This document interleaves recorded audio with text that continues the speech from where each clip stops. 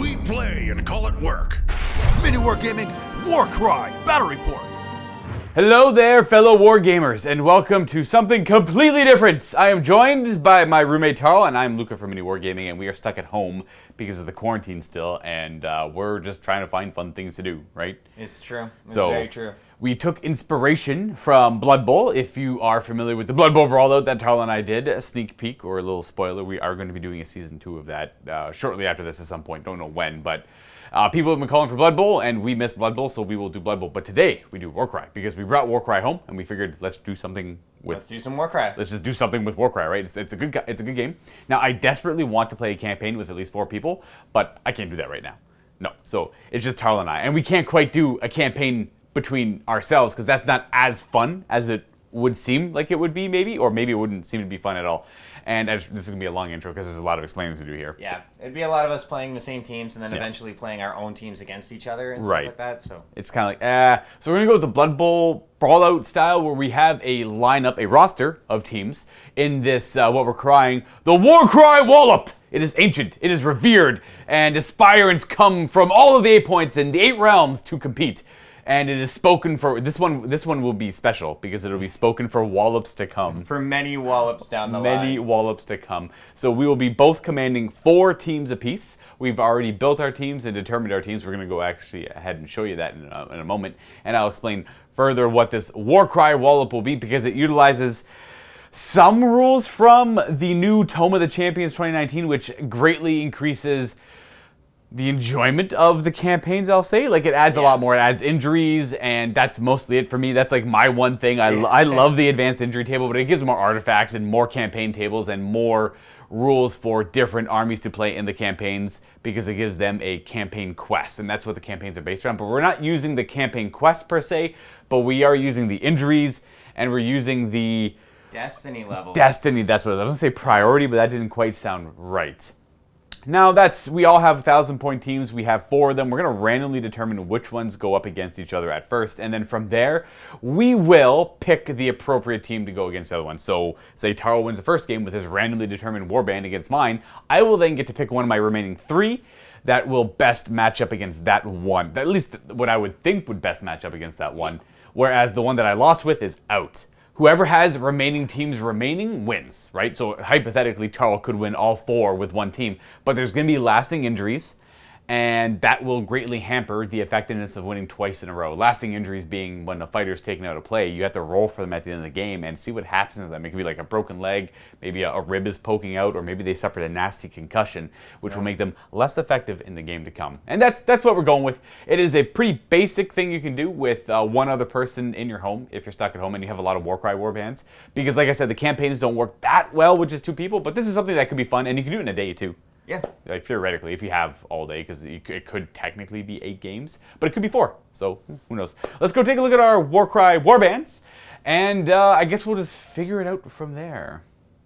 Here are the 4 warbands I will be controlling throughout this Warcry Wallop. Again, this is a single-elimination style tournament where if you win, you move on. If you lose, you're out, and you don't get to see that team anymore. This should last 4 to 8 episodes. Because we're using the Trial of the Champion rules, it's going to be hard to progress more than 1 game with 1 team because of the lasting injuries, making things or certain units certain units completely useless, or in fact just being completely removed. We built up to 1,000 points apiece for each warband. Some of them are like 980, 970, stuff like that. And things could just flat out die. We're not going to be going over 1,000 points. We're not going to be using glory. We're not going to be using artifacts. We're only using the destiny. Was it destiny? Destiny levels. It was destiny levels, which we'll explain when that comes up, and lasting injuries from the Trial of the Champions. Now, I will be commanding the Cypher Lords, the Untamed Beasts, the Night Haunt, and the Unmade. Now, we went ahead and named all of these teams, because what's a tournament without names to represent the teams in the tournament? Because, of course, there are many teams in the Wallop. This is just a representation of what we see. Now, the Unmade here are We Have Issues. For the Night Haunts, we have the Lost and the Damned, because that is quite literally what they are in this case. They are just a bunch of souls rounded up, made into a team, and thrown into the arena. We are Spartacus as the Unmade. Literally every single one of them is just called Spartacus, so it's very easy to remember. And lastly, we have the super secretive sect of simpletons. Nothing to see here. We're just pretty basic. No nefarious plans whatsoever. Now coming over to my side of the table, I got my 4 warbands. I'm gonna start with the Fire Slayers here, and I also got the Chaos right next to them. And then after those guys, I got the Splintered Fang, followed by the Corvus Cabal. And I, of course, went and named all my teams in a similar fashion. So the Corvus Cabal, I've named the 10 Talon Terrors.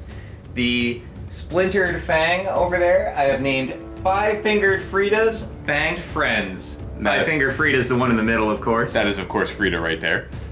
And then beside them, I got the Chaos Cornflakes, led by that guy on the Juggernaut. That guy on the Juggernaut, this Blood Crusher right here. Blood Crusher right there. And then beside them, I have Carl's Killers, and that's Carl with a C. And that'll be the guy on the lava base right there. That is the Carl with a C. Looking really cool. And these guys are obviously on some sort of glorious path, and they've somehow found themselves here, and they're here. They heard about the Wallop, and they said, you know what? We'll just win that. Sign me up. Yeah, for sure.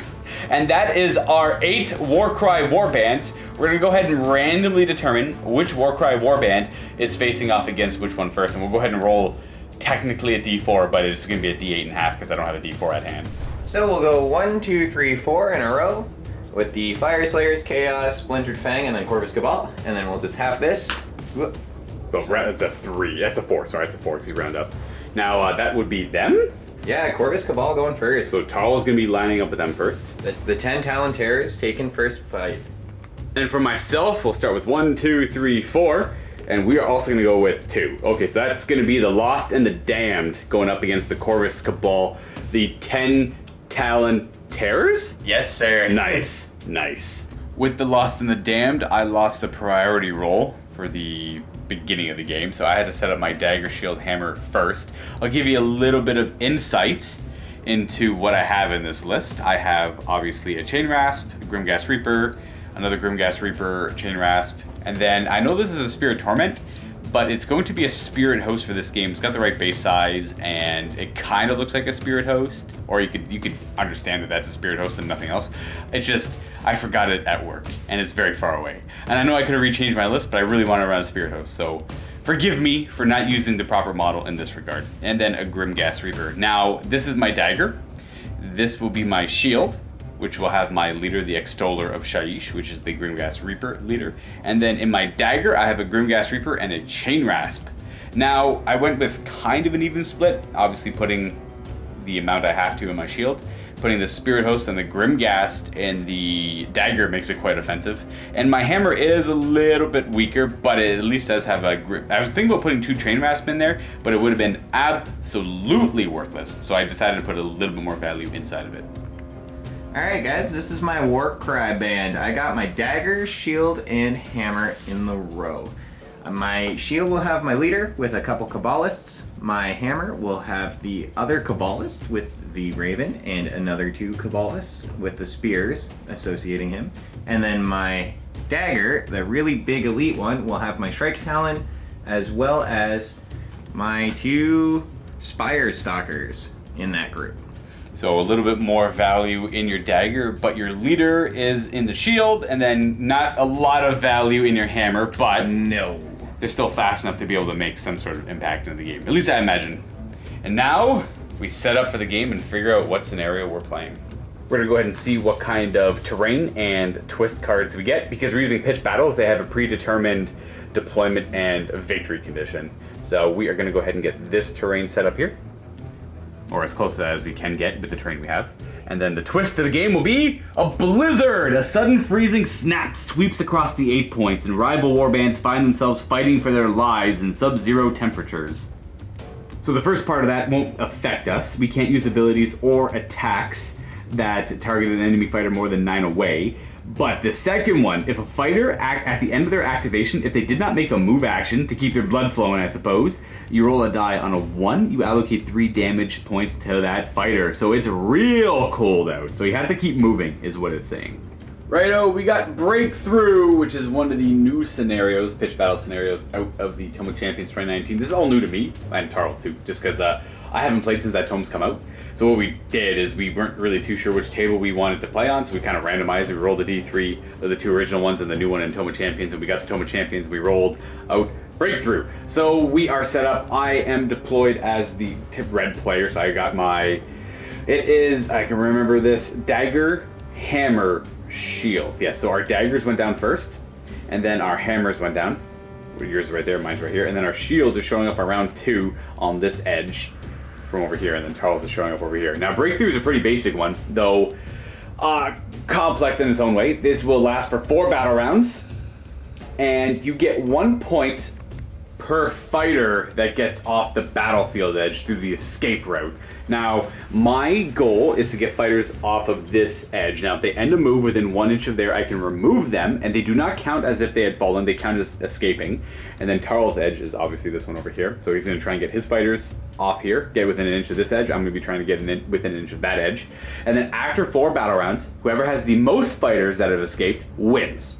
Now, that could obviously end up in a tie, but I have 7 fighters to Tarl's 9, so that means I have to kill at least 3 and lose no one to take the win. That way I get all 7 of mine off. But then again, while being distracted trying to kill 3 of Tarl's fighters off, he could have gotten off 4 of them, and I have gotten none off by turn 4, and therefore I could lose as well. So I feel like I'm at a disadvantage here just because of the player count, but I could be completely wrong. But are you ready to start this game? Let's do it. For phase round 1, Tarl and I are ready to roll off. I got a pair of 1s, and you've got a pair of 3s. So we have the exact same amount of singles, right? Yeah, we both have 3, so let's go ahead and roll off to see who is the initiative player. I got a 4, and you got a 5, so you're the initiative player. We both get a wild die, but you get to allocate yours first. I have decided to bank my wild die. Just to use it for later turns. And then I'm going to also store up mine. So I'm just going to have a pair of 1s, and then that's pretty much it. Tarl will have his pair of 3s, and Tarl will be activating first. So I am going to activate my Spire Stalker first. I'm going to use both of his actions on move, so I'll move him 10 instead of his normal 5. I'm just going to walk way over here, already pre-measured, and he's just going to be there hanging out for when his guys show up. My activation, I'm going to have this Chain Rasp. Wait, I'm going to burn his first activation, and he'll come back to him later. Alright, I'm going to activate this Kabbalist with a Spear. He's going to use both of his move actions, so he'll go about 10, and he'll end up right around there. Already pre-measured. Then X. After that, we're going to go with this Chain Rasp, who has Fly. He's going to move 5 to here. He's not going to use the full 5, he's just going to move to about there. Just avoiding that guy because he's scary right now. Alright, so I'm going to move my Shrike Talon. So he's 3 movement up, and then 4 movement across for his total movement of 8. He's going to end up right around there. And he's got 1 more activation. He's just gonna move there. He can move again. I think he's gonna try and throw that poison dart. He's gonna poison dart. If that counts as range there. Oh, So the Raven Dart, which we're gonna move there to get in range, as opposed to like right there. So I'm gonna use my double 3s in order to do that. So then I will roll a d6. A 4. 4. So he takes 1 point of damage. All right. If it was a 6, it'd be equal to the value, I assume. Yep. It would have been 3. So he'll take 1 point of damage. 1 damage on him. He's got 9 remaining wounds. Again, because we're in the blizzard, so far everything is moved when it's activated, so no need to test for that yet. I just kind of remember that. I'm like, oh yeah, good thing I moved with him. Except for him, technically, he had 2 different activations because of the weight, so he's okay. Because he had technically waited, and his ghostly blood was starting to chill, so he might have, taken some damage. But he moved on the second activation. Well, I'm at a loss for what to really do here. I'm gonna go ahead and activate my Spirit Host, I believe. We are going to move it. We've already pre-measured. Because we have Fly, we ignore the vertical distance while moving. We're gonna end our move within 1 inch of both of them. Just gonna hope his beefy nature keeps him going. And then again, no blizzard because he moved. He's not cold.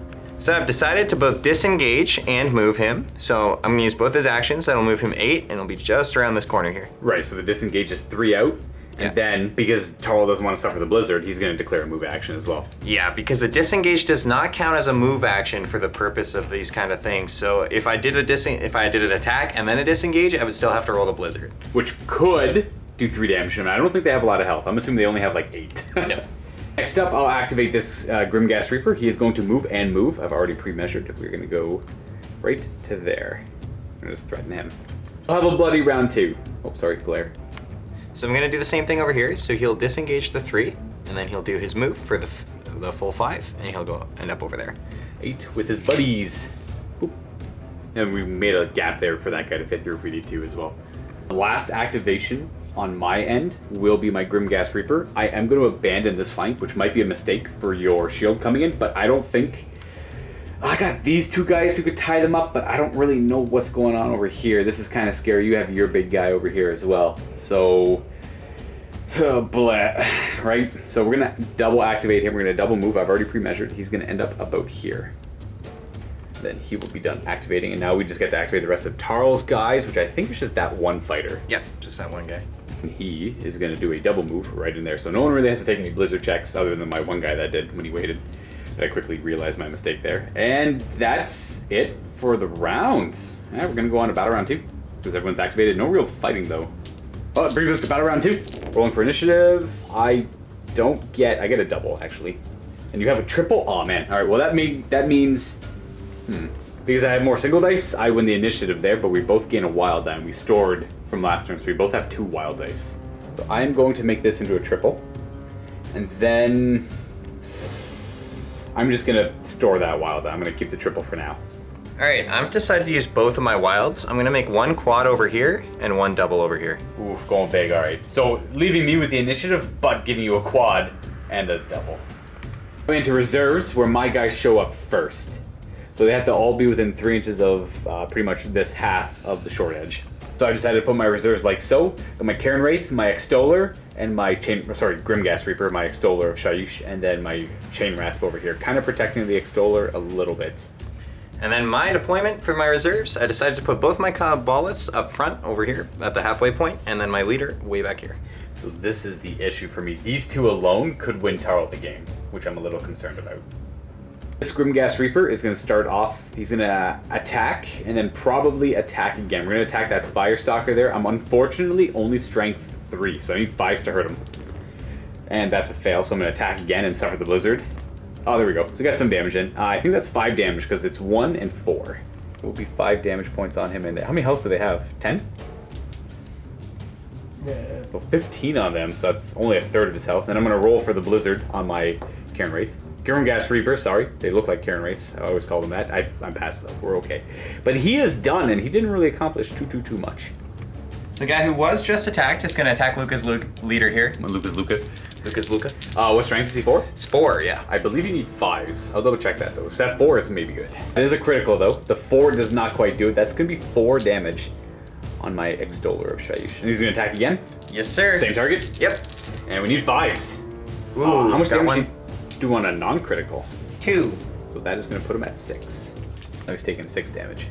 And then before the end of his activation, I am going to try and dart him as well. So I'm going to roll this die, and we're looking for a 6, hopefully. Come on, 6, using my double 6s. No. Nope, that's just 1 damage. Also a 2 up, 1 damage. So he's taken 7 damage now. So you need a 3 up. It's a 3 up for the damage. So he misses the point blank Raven dart. Yeah, with the double 6s too. Oh yeah, he missed 6 damage. That would have been brutal for me. Now he has to roll for the blizzard. It's cold. He's not moving. He's okay. Only on 1s do bad things happen. I'm going to activate my Spirit Host. He is going to move again. He's going to go right into all of them. Try and tie him up. Or force them to do something. I don't know. That's my activation though. I'll activate my other Spire Stalker, and same target. I'm just going to twice attack the leader there. Attacking the leader, needing 5s. Okay, that's pretty good. That's going to be some damage. Are you going to attack? He's not dead. You just want to attack again? That'll be 6, yep. So 6 more damage. He's at 12 damage. And I'll attack again. And that's done. He's probably dead. Wow. Rough. What a roll. That T5 not really helping whatsoever here. Does take out my leader. Well, I didn't expect him to die to 2 Spire Stalkers, but then again, I probably should have respected the amount of damage they can throw out. The odds are not in my favor there. So they're both activated. Now we have to see Blizzard on this guy, see if he takes any damage. On the cold on a 1. No, he's okay. Activate this Grimgas Reaper. He's going to attack this Spire Stalker first. We're going to use our triple on Onslaught. I know it's only a double, but I have no purpose of that triple anymore now that my leader's dead, so Onslaught gives him an extra attack, which will last until the end of his activation. So we're looking for 5s to hit the Spire Stalker. Nope. We'll use the second attack activation. Nope. So yikes. It happens. And then we are going to end his turn there. Okay, I'm going to activate my Shrike Talon now. I'm gonna use my quad 5s, and that will give him the Death from Above ability. So that'll give him a bonus move action for 8. So he's gonna move down there and just be right in the battle there. And then because of that quad, he also gets a bonus attack action. So because I didn't use a move action, he'll have 3 attack actions going forward. And he gets +1 strength because he ended his movement more than 3 inches away from how he started. Right. Now there's a chance he takes some impact damage from the jump, only on a 4-up though. So on a 4 or 5 he takes 1 damage, on a 6 he takes 3. He takes no damage from the leap up there. And then yeah, so it gives him a bonus. So it gives him a bonus move and a bonus attack action. Then Yeah. that's really good. All right, so here comes 3 attacks. Might as well do them all. Well, that's not true because you could theoretically kill him then move again afterwards. So Yeah. So he's got 5 attacks base. And now he's strength 5, so he's hitting on 4s. we have 1. That's 2 damage. Yeah. And then the next one, that is going to be, he's 2-4 for his crits. Yeah, 2-4. So that's 10 damage so far. And then 1 more attack. Just Ooh, 10, nothing. Just a 10. So he goes down to, well, he takes 10 damage. He's got 20 left. Because he moved, you don't have to worry about the blizzard. But that will be his pretty good activation. And then I'm surrounded by a bunch of other guys, and I don't have any activations on him. We'll then go ahead and activate this Reaper. He's going to move to about there. With the fly, he ignores most everything, and he's going to attack that. I don't know what they're called. They're not Spire Stalkers. They're Cabals. The Cabalists. Right. Only have 3 attacks though. You're toughness 3, I assume, on that, so 4s to hurt. We have 1 critical, which is 4 damage, and that is it, because I've already moved. Oh, So he's gonna have 4 remaining health, and then he's gonna retaliate. Yes, sir. Who would he like to attack? I think he's gonna go after the guy that already took 10 damage. That's fair. Okay.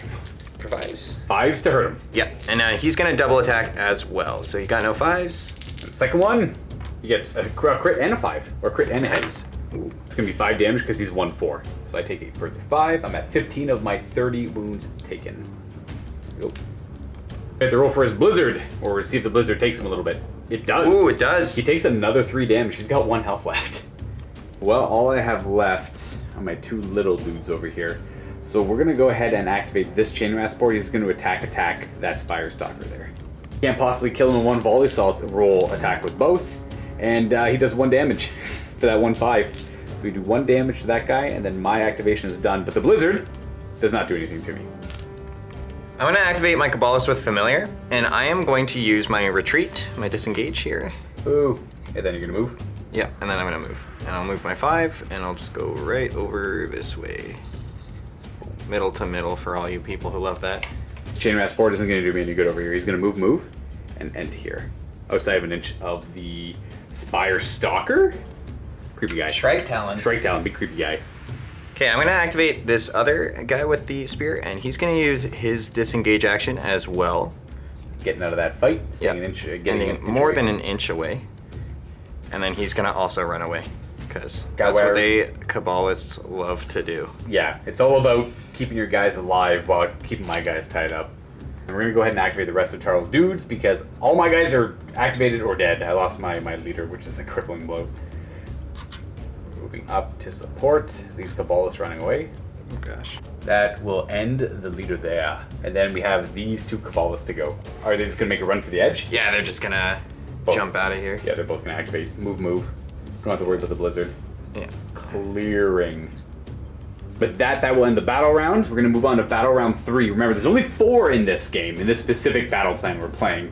So I need some big clutch plays to really save face here, because I haven't actually killed any of the, I can't remember their name. Like, I know that they are the Corvus Cabal, but they are the... Spire Stalkers? Are they the ones they want to kill? The Shrike Talons? Are they the one that want to kill No, the I Cabalists? want to kill like the team, the team Oh, name. the 10 Talon Terrors. Yes, the 10 Talon Terrors have got to go. Even though there's only 9 of them. But hey, we There's don't 2 talk raiders. about the 10th Yeah, Talon, we don't talk about the 10th Talon. Rolling for initiative again. Oh, that's not good for me. I really needed a quad on this turn, or at least a triple to make it into a quad. So I unfortunately am getting 1 double. I have all singles. Oh, so... very nice. Okay, well that means I'm the initiative player, so I have to allocate my wild dice first. I lied. Tarl literally has nothing but singles. He's the initiative player. He's got his 2 wild dice, and I. Did you? Yeah, you used. Oh no, you only have 1. I used both my wild dice. I only get 1. All right, I have decided to use that wild to make a double. Which means you only have 4 singles. I am gonna opt to not try and take the initiative. I am going to make a double though. I'm gonna go with a double 6. I'll keep one wild die for the 4th battle round though. So we have 2 doubles here. And if anyone's curious, this one got bumped. This was actually a 3. I didn't actually have double 6s there. I just made one of those 6s into a double. I was gonna choose to activate this Cabalist who's got 1 health left before he goes down. Yeah, I couldn't really decide on which important decision I was going to make right away, so I just decided to let him go. So is he just gonna attack it twice? Yeah, he's going to attack twice. He's going to go for the guy with 15 life left. White Spirit Host, does he have 2 attacks normally? Or is it 4? Like, does he have 8 attacks if he attacks twice? Or is it 2 twice you're doing there? They do have 4 attacks normally, so that's 1 damage so far. I assume he does 1 damage on a yes. hit? Yep. And then 4 damage on a crit. So we take 1 damage. Well, that's okay. Better than I thought. And then, does he die to the blizzard? On a 1, he's dead. No, he's fine. Barely. Go ahead over here. I'm going to activate this Karen Wraith, and he's going to use an ability called Soul Marked Prey on to that Spire Stalker there. Now, that is a double. I'm going to use my double 4, because why not? And that is going to... I have to pick an enemy within range. I believe it's 1. That is already wounded. And then I get +1 strength when I attack him with any of my other fighters. The range is 3, by the way. I wasn't sure if it was 1 or 3, but yeah. Any of my fighters that make attack actions against that fighter get +1 strength. And he's gonna go ahead and attack. For now, he's gonna attack first. You know, I might get lucky and kill him in like all crits. I am currently strength 4 now, so I wound on 4s. So let's see if it even matters. It hasn't mattered yet. It's 1 damage. He's a 1 in 4 kind of guy. And there we go, it mattered a little bit. So that's 2, 3, 4 damage. Nice. So he's taken 9. Gotta check for the blizzard. He is okay. So I am going to activate that guy that he targeted to make all his dudes do bonus strength. So I am going to use a disengage action to move 1 inch away right under here. Now I'm not going to move him right away because of what I'm also going to do. I'm going to use my double 5s. That's going to make it so that the Spire Stalker doesn't have to use movement when climbing vertically. So from after his disengage, he'll move the 5 inches and he'll be within the inch of the table edge and he'll run away. So he's pretty much, I'm going to move him. We'll remember where he is. He's going to disengage. Getting stuck on things up behind the wall there, and then use that ability to get to the top for free, and then leap off the edge. Haha! Or I guess he actually doesn't have to leap because he ignores the vertical down as well. And he's going to end his move there, which will allow him to escape. So that will get you 1 fighter off the edge. Oh man, I was hoping to take at least one of these guys out to hurt them for next game. I'm going to go ahead and move this chain rasp here. We've already pre-measured. He is within 11 inches of the edge. He's going to move, go directly straight, and end technically within an inch of the edge of the battlefield, which will get him off the playing field as well. Now I'm going to activate my Spire Stalker who is left behind. I can't actually escape with him because there's no good spots for me to disengage, so I'm just going to attack this lower guy, which I can only assume has less HP, and try and kill him. Much less HP. I think you wound him on 4s as well. He's only toughness. Oh, maybe he's toughness 3. So I'm going to hopefully kill him in 1 swing, but if not, I'll double attack. Wow. Okay, well, you hurt him on 4s, and that's 2, 4, 6. Wow. Did you... Yeah, that's 1 swing there. Yeah, you just one-shot him. Nice. Very good. Now, I was thinking about doing a disengage to try and free him, but it does have to be a move action for him to be able to run away. So I'm instead going to use my second action to attack the Karen Wraith right in front of him. Got him. All right, so this one you need 5s on at least. Okay, we got a critical. That's 4 damage. He has taken 5. He's got 5 health remaining, and this guy is finished.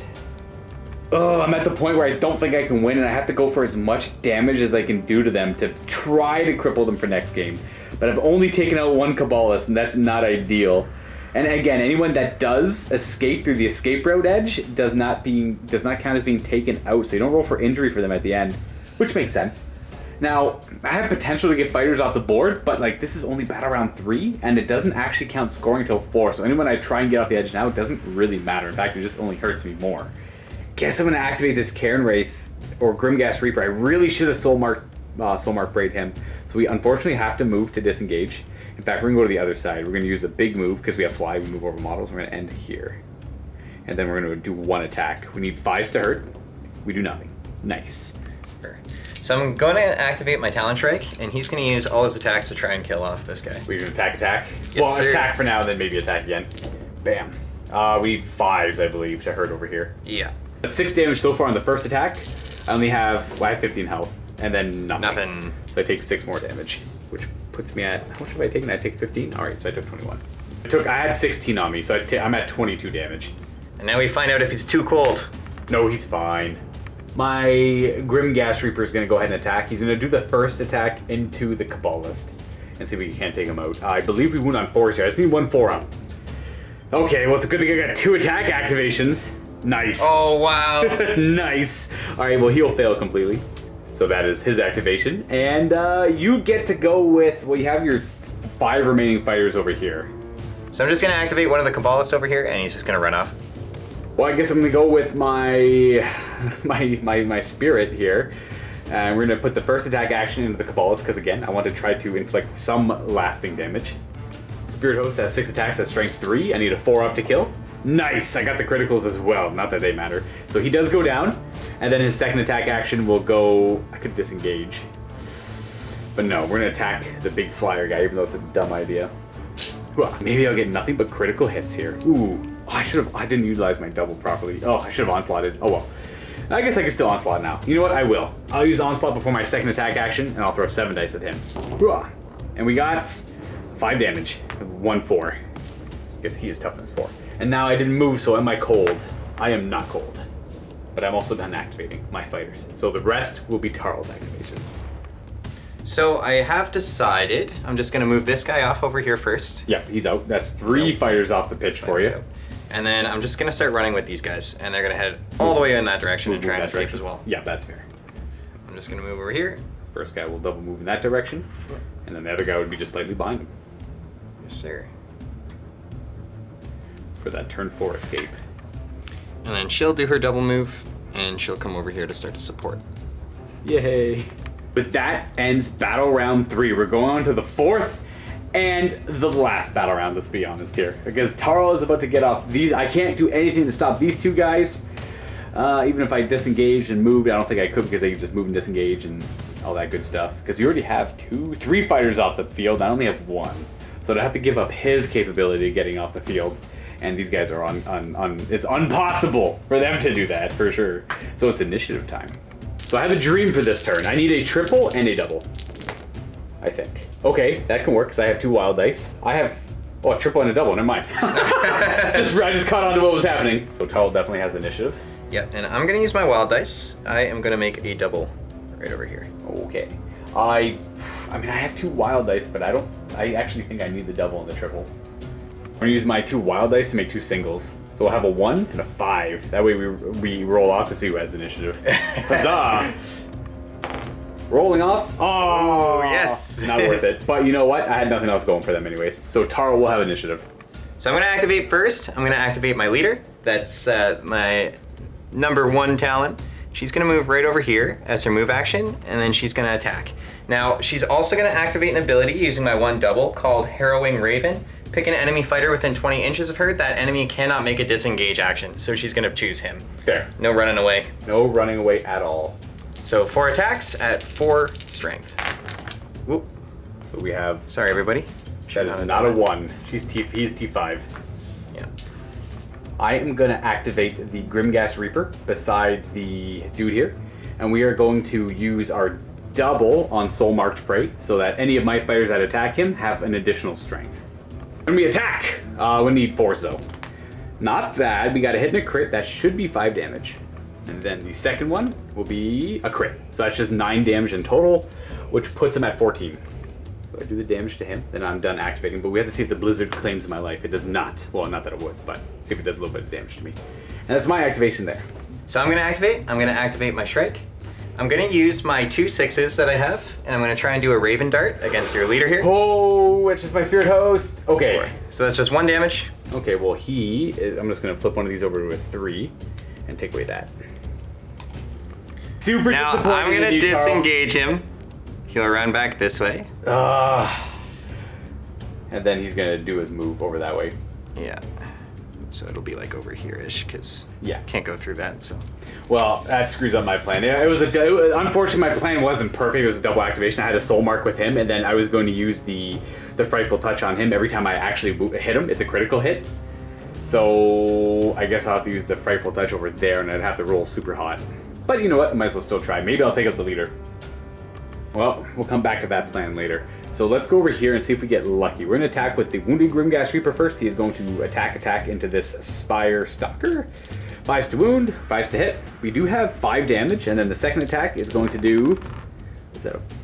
nothing.